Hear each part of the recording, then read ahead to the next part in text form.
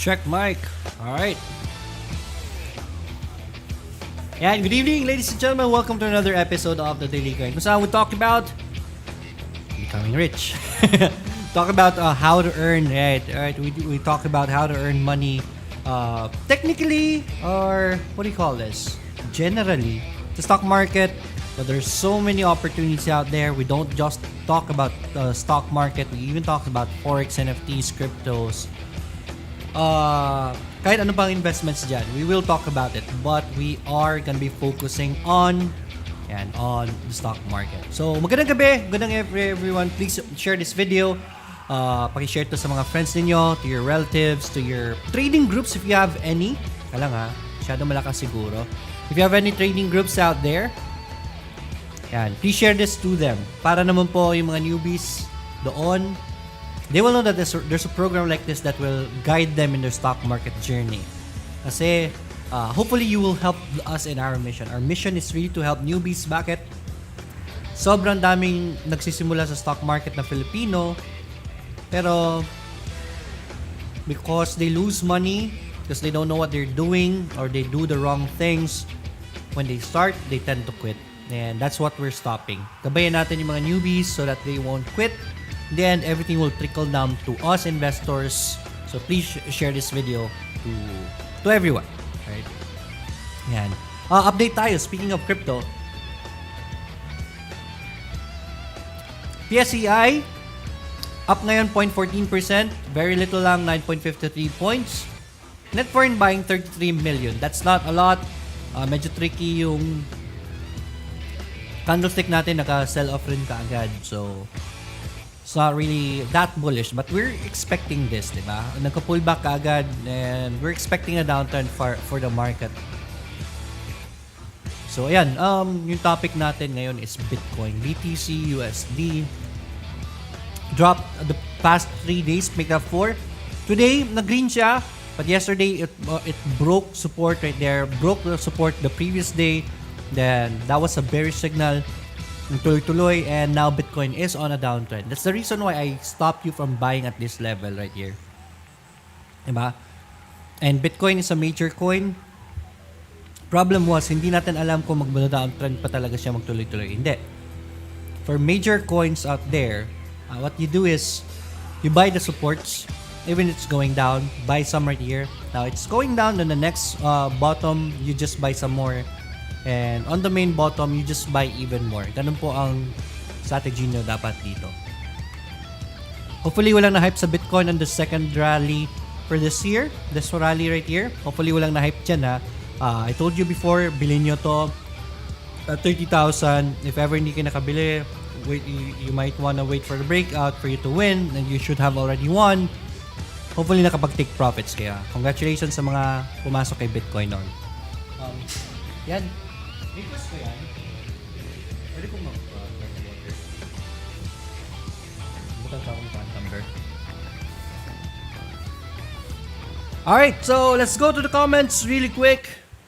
Hi. Taka lang, yung Spotify is not set for here. So let me just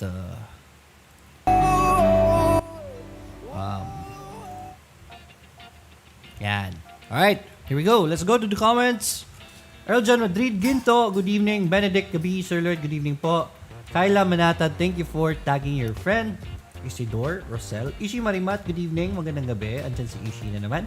Rowena Villa, may gabi. Darwin Sakinya, good evening sir. Any insights on Jollibee's FOO? Nakita ko to 1,000 yung FOO nila, di ba?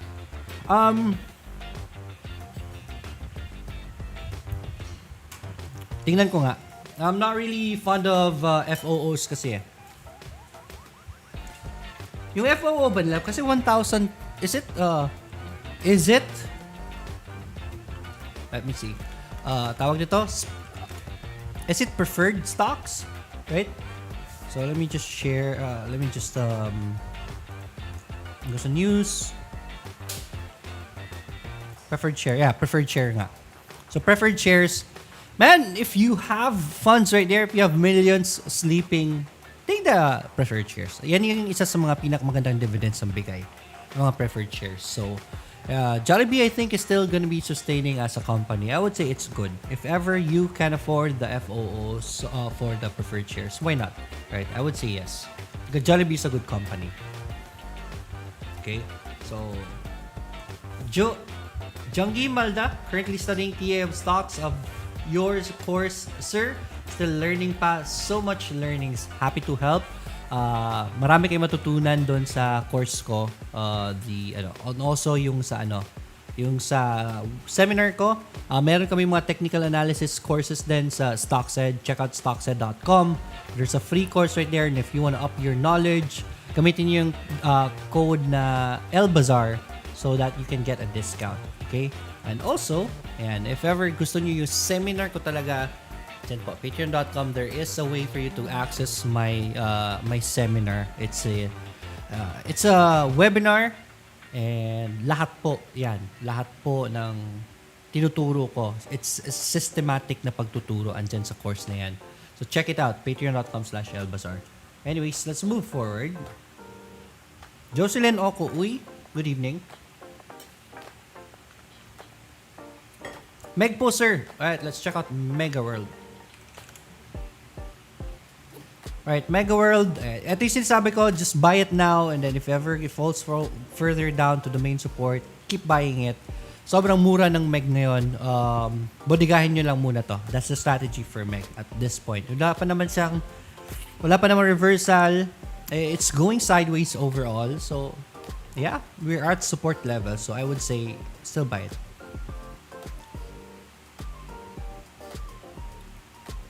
Ano difference ng micro and swap-free account? Swap-free micro, if ever you have an XM account already tapos i-swap mo into micro, yun yung swap-free micro. But if ever wala pa kayong XM account, just go for micro right away. Ron Tabilas, good evening, Sir Lloyd.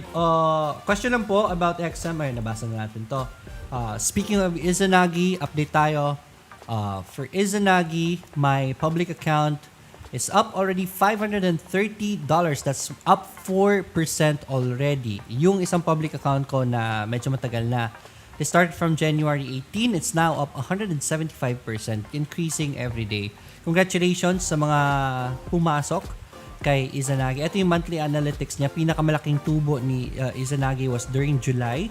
August, 41% also. That's crazy numbers right there. September, we're already running 7.67%. So, ganda na ng takbo ni Izanagi. Hopefully, nakag-join na kayo kay Izanagi. If not yet, please learn more about Izanagi. It is bot trading, meaning program po siya na kung saan yun yung program na ang nagte-trade para sa inyo. So, technically, it's already passive income. Pero, maglalagay ka ng investment, di ba? It's been doing well for us, even backtesting sa previous results ng markets. Even now, it's really doing well. Okay? So, hopefully, sumabay kayo sa amin. Especially sa may promo sa XM na yun na double your investment hanggang September 30 lang yan. Up to $500. If ever you put in $100, XM is gonna be adding $100 more.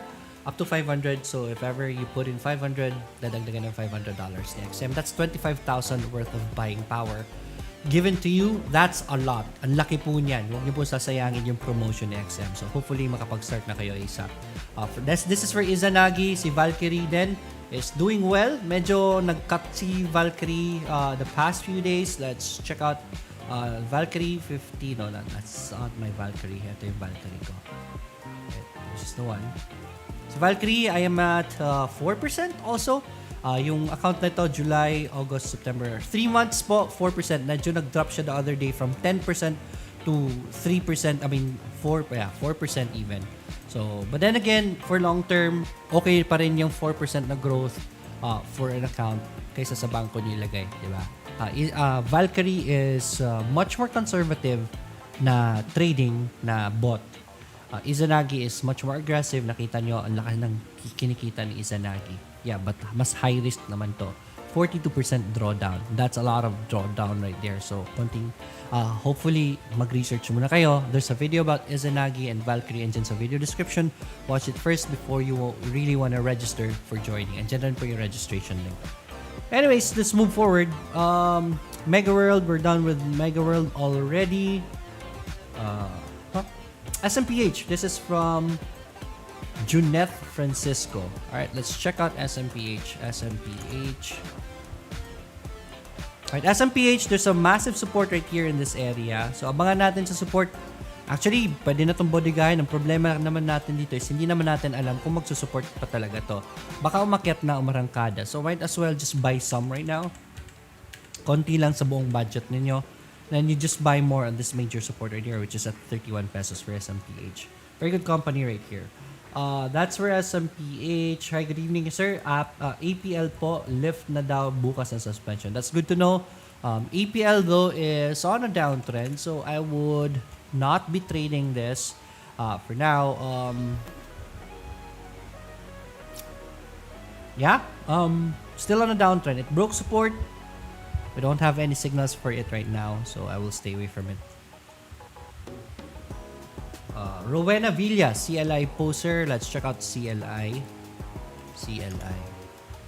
Right, CLI, okay. Hindi pa naman engulfing. Still aggressively on a downtrend. I will stay away from this for now. Pero napakalapit niya ng support. So I would say bodegahin nyo to. If ever mag-pull back and bounce, it will be a very good entry. Okay pa naman siya overall. Pwede nyo na tong simulan bodegahin. Right? Whenever it pulls back, you buy some. As for CLI, Tel po. This is Soraya Narciso. Let's check out Tel. Hataw, sir. Hataw si Asen all-time high lagi. Yeah, it has been, PLDT. Wow, amazing. So, look at that beautiful MA20 bounce. That's why I love MA20. Kung gusto nyo pumasok sa isang naglilipan ng stock, use MA20 as your support. Perfectly at MA20 yung bounce natin. Tel is already way up there. Wait for the pullback and bounce before you wanna get in. Try the swap free micro and micro accounts sa Izanagi para mas okay po yung micro considering may bonus pa. Yung admin fee po kasi ng swap free parang mas malaki po lalo kapag matagal na nakahold yung pairs compared sa fees per trade. Ng micro account. Observation lang, sir. At least for my 2 accounts. Alright, that's good to know. Thank you so much, Earl John Ginto. I only created micro kasi I'm not really sure what the swap free is. So, I haven't really tried it. So, just go for micro. That is the recommended setting for the bot natin. According to the team kasi micro lang dapat. So, just go for micro right away. Right? Thanks so much for that information, Earl John Madrid Ginto. Might as well. Earl John, let me know your how many months are you already in Izanagi or how many weeks and how your Izanagi has been performing already. Right? Hopefully, let me know. Right, man? Share your news, man. Let's inspire people to start their own then. PLDT pullback and bounce before you want to get in for PLDT. Si Asen nga, all-time high na naman. Yeah, another all-time high for Asen, but it's way up there. Kung gusto nyo po itong sabayan, you know where to find it. MA20. Just follow the trend line right there. Diyan yung sabayan. And then just stop if ever it drops. Ganun lang. Pero masakit sa ulo tong trade na to lagi nyo binabantayan to dapat. Kasi masyadong mataas na yan. That's for Asen. Congratulations sa mga may Asen nga pala. Earl John, thank you for letting me know, man. Let's go to YouTube. And Ian Villarreal, good evening. SMPH, we're done with SMPH. We're also done with Mega World. B-Core, sir. Let's check out B-Core. Alright, Bureau of Corrections. Tinawag namin tong Bureau of Corrections noon kasi maraming na-hype dito at naipit. This one right here. Was that the one? Yeah. Kaya naging Bureau of Corrections yan. Support for B-Core is right here. That will be your entry point for B-Core. Just cut loss below that if in case it fails. Rodessa, Asen, sir. Yeah, we covered Asen already. Pull back and bounce before you want to go for Asen once again. Get in near MA20 as much as you can. Use that as your support. Good evening, Dice Lloyd. Sorry, standard yata yung nagawa kong account sa XM. Pwede kaya palitan to micro? Can you send me a message sa Bot Trading PH? Right? Dun, kasi may admin ako doon who is handling these kinds of questions. So please do send me a message sa Bot Trading PH. If you haven't followed me sa Bot Trading PH just yet, this is the link for my page. This is where I usually post updates sa bot trading natin. Dito yun na ina-update natin. I'll give you the link. I'll post it in the comments. Also sa Facebook. Earl John, yung swap free ko sir is about 7 Yung swap free ko sir is about 7 plus percent for 3 weeks, then 3% po for my micro account for 2 weeks pa. Lang sir, both Izanagi. Alright, congratulations man. Galing. Right? 2 weeks for your isa ka Izanagi. So most likely kinuha mo yung isang promo, di ba? So that's what I like. Those are the kind of people that I like really, who takes advantage of these kinds of opportunities. It's already instant 50% gain. 100% gain, eh, diba? Double your investment. Doesn't get any better than that. Then Izanagi, if ever napanood niyo na po yung video, you see there yung backtesting result niya. Backtesting result meaning po rinarun niya yung algorithm ng bot, yung current technical analysis and the buys and sell signal with the previous results, every minute result ng ng previous history ng market for 13 years, even up to 15 years yung ginawa namin dyan. We already invested on that to make sure that our program is working well. It has been through the previous recession and the recession last year. Even this year, yung nagkagulo sa Afghanistan, yung program natin nakalusot dyan, and it has been doing well. Nakita nyo naman po, even through, ito yung drop during the Afghanistan na turmoil, August 19. So this was the drop right here. Pero after when the trades recovered, boom, lumipad ka agad.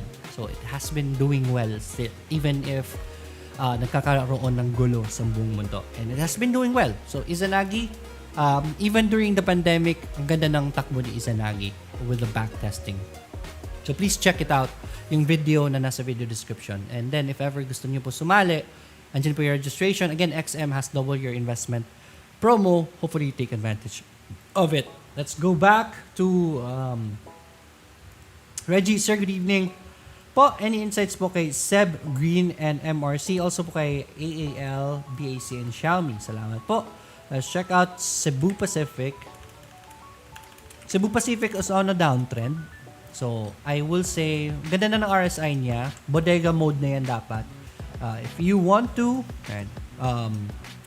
for sure, magpo-pullback pa to and create a support. Saka nyo po bilhin. Right? Mura na si Seb. It's at pandemic levels already.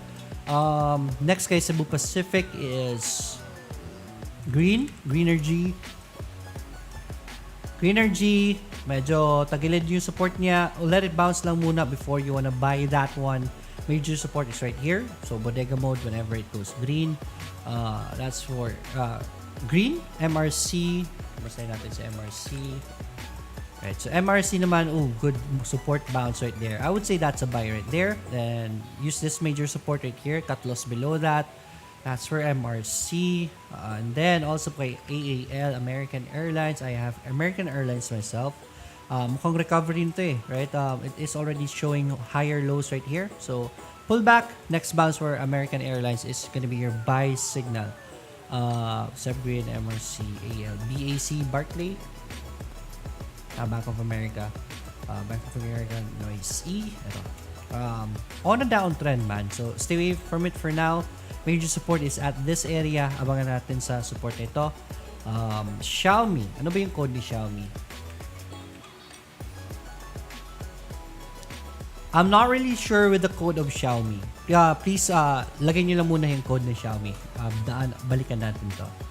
Right, MRC, we covered MRC already for Alvin Castillo, VLL, and PHA. Right, VLL, alright, VLL, massive support right here. That's a buy right there. And, ano yan? PHA. Joel Antolin, sir, with Izanagi sa XM, once I funded 500 and with the current promo of XM, it will make it $1,000 account. Yes po. That's the beauty of that promotion. PHA, galing. Right? So, it respected the support. 11% gains. Massive gains right there. Sobrang ganda. But then again, man, we called this, di ba? PHA. Ang ganda ng divergence right there. That should have been a buy. 11%.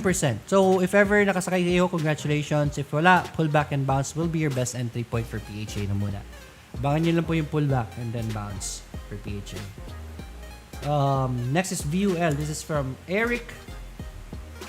Benipayo.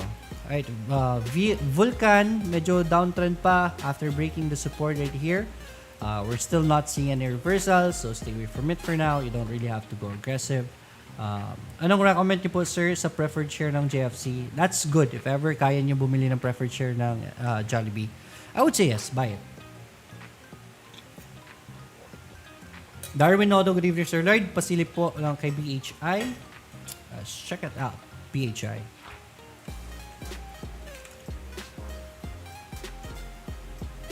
Uy, ikaw. Mukhang mag-engulfing. So far, it's still on a downtrend. At the very least, let's wait for it to create a support before you want to trade this one out for BHI. Abangan lang muna. You don't really have to be aggressive with the market right now. Nasa resistance sa market. So, stay away from, pull back and bounce at kung mag-support man, saka natin i-trade para kung kailangan natin mag-cut loss, then at the very least, hindi tayo maiipit. Hindi masakit mag-cut loss. Alright, that's where from Jeddah, si Darwin Nodo. Magandang hapon sa inyo dyan. Alas 4:30 yan ngayon, di ba? I'm not really sure. Giancarlo RLC, let's check out RLC. Right, RLC, support is right here. Let's see if mag-sustain yung support niya. So far, abangan lang muna natin. Mas maganda naman yung support levels niya definitely with the RSI. So, pag nag-green yan, that will be your entry point for RLC. Just cut loss below that support, if ever. Ping Lobe, Sir Lloyd, you think po maganda I'll buy more ngayon sa PNB? Thank you. Let's check out PNB. Whew. At yung sinabi ko sa inyo dati, di ba? Si Ping Waping, we talked about this before. Kung mag-green si PNB, sa kanyo pasukin. Pero pinasok mo na, di ba? Pero good thing, pinasok mo. There was a green right here. That was a buy signal. Nag-break ng support konti. But if you were courageous, ang ganda ng gains ngayon. Maganda ba mag-buy more ngayon? Actually, you buy in tranches na. So, pull back and bounce. Saka ka mag-buy more and then that will be your new support right there. Okay? So, pull back and bounce will be your next entry point for PNB. You don't have to go aggressive. If ever maganda ang market, pag ganito ang signal, yeah, with volume, maganda yon. Right now, the market's not really that strong. So, mas maganda ang pull back and bounce lang. As for PNB, XI naman for, ito na yung Xiaomi, di ba? XI. I'm not really sure. Xiaomi. Yeah, Xiaomi Corporation.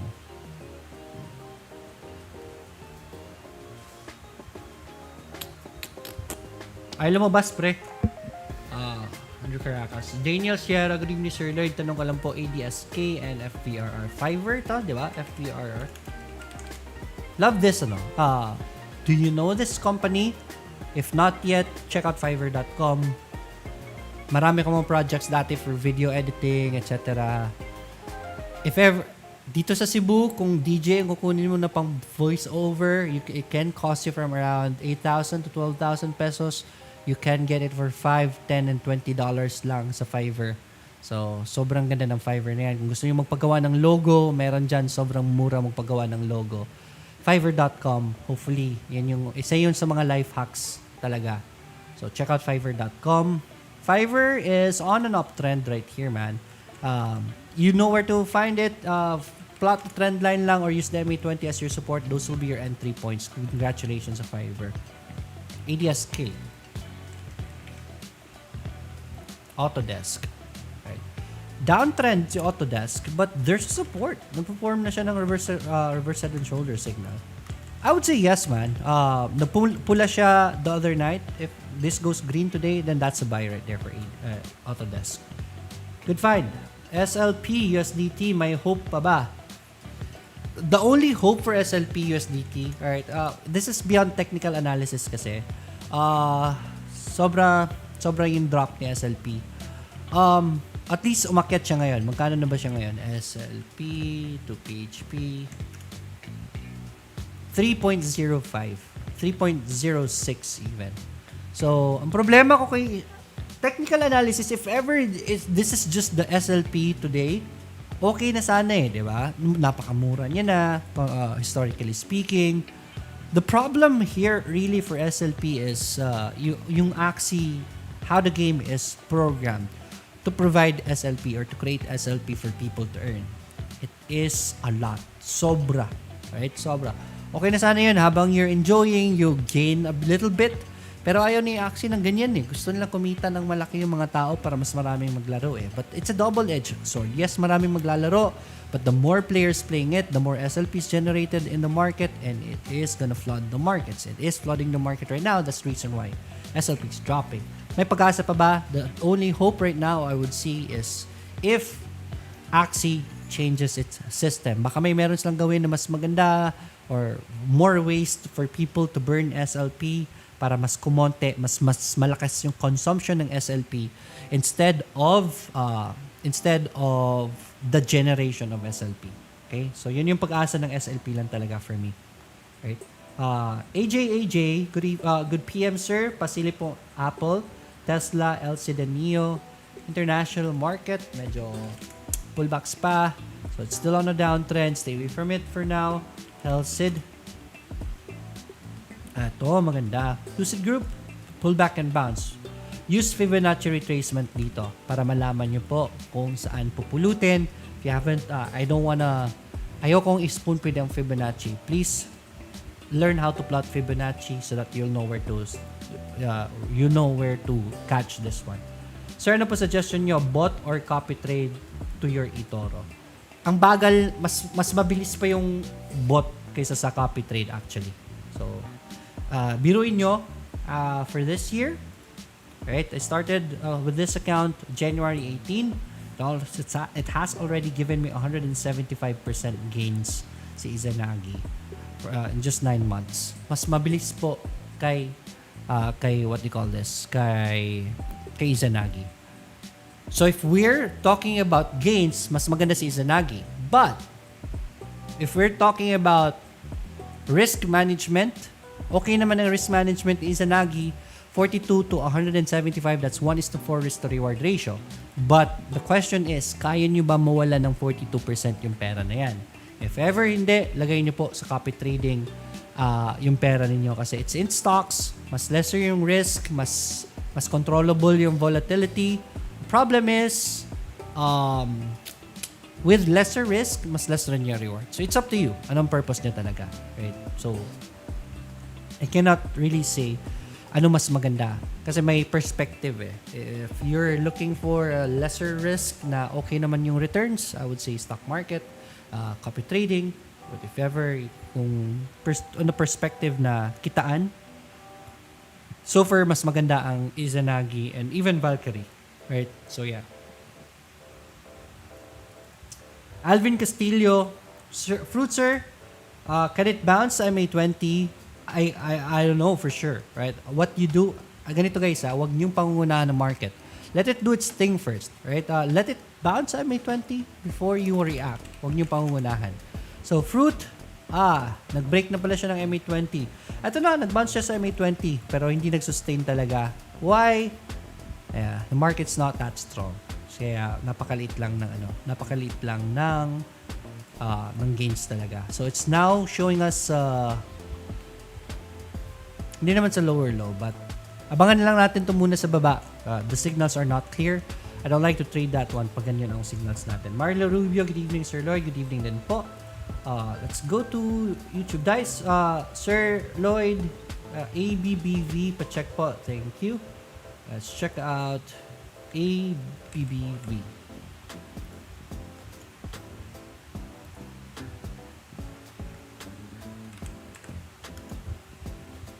Alright, ABBV.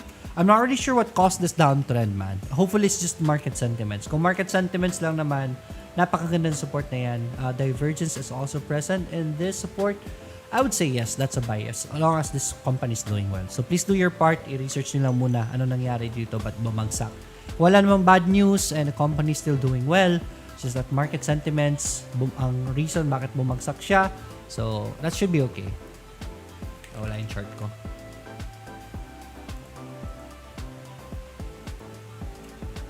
Alright, so that's for ABBV. Alright, going back to Facebook. Uy, galing. Nasagot natin lahat ng mga questions. It's still 8:31, so ang bilis But anyways, yan, medyo, ano naman kasi, medyo wala naman action ngayon gaano sa market. So it's understandable. There's not that much update. Si Bitcoin nag-drop. We were expecting that. Even the stock market dropping, we're expecting that. In New York Stock Exchange, international market was also dropping because it was toppish. So we were also expecting the drop.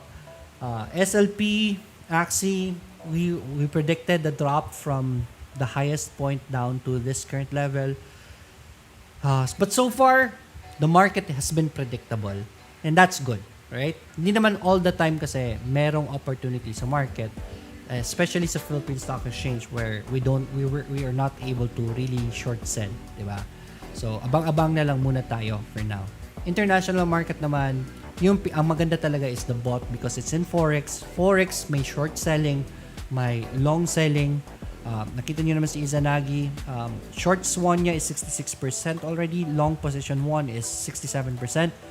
For my account, it has done 600 trades already and 714 when short selling, and it has been earning a lot. And that's the reason why you're seeing 175% already gains for this. So yun yung kagandahan sa international market, sa Forex, because there's always opportunity even if pangit yung mga news.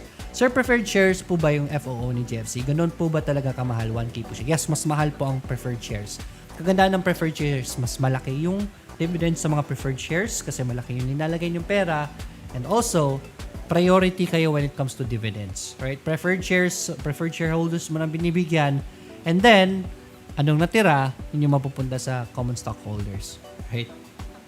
Yes po, may kamahalan talaga ang preferred shares. So if ever you have millions sitting down there na wala naman, sayang naman, I would say yes, patubuin nyo po through preferred shares at JFC. Right now, the economy is already recovering, so for sure, Jollibee is gonna be recovering also. Diba?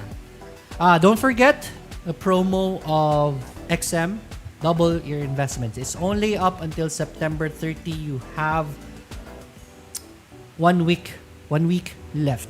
Right? 1 week na lang yung promotion na yun, so hopefully makapag-create na kayo na account.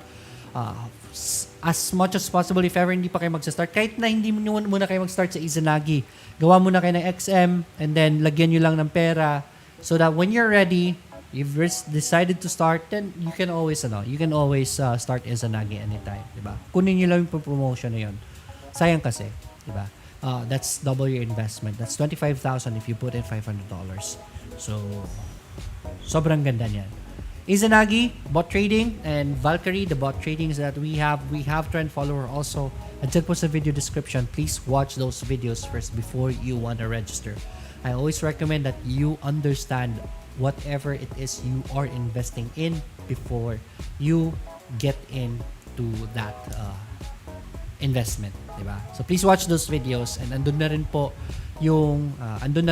yung registration links. XM lang po pwede kay Izanagi. This is from Norman Magat. Yes po, kay XM lang namin na-available yung